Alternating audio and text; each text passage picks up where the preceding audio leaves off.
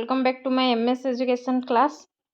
तो वीडियोटी बनवार कारण यह जे आमर जो उत्कर्ष बेसलाइन आसेसमेंट हेबार थिला जोटा कि किछि कारणवशतः सेटा चेंज कराइतिला जुलाई 1 रे हेबार थिला सेटा वर्तमान आपणकर जुलाई 18 तारिख रे हेबाकू अछि।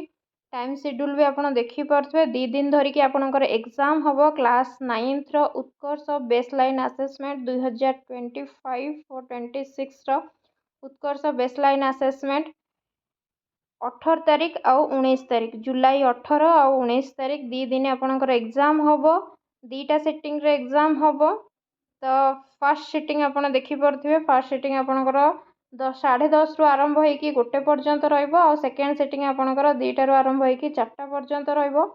तो फर्स्ट आपणकर फर्स्ट रे अछि ओडिया देन सेकंड सिटिंग रे आपणकर मैथमेटिक्स हबो आउ 19 तारिख दिन सेमती फर्स्ट सिटिंग आपणकर इंग्लिश रहिछि आउ सेकंड सिटिंग रे आपणकर फर्स्ट सिटिंग इंग्लिश आउ सेकंड सिटिंग रे आपणकर साइंस रहिछि किंतु इंग्लिश आपणकर जो अछि सेटा आपणकर 7टा रु 9टा हबो देन साइंस टा आपणकर 9:30 रु 11:30 हबो।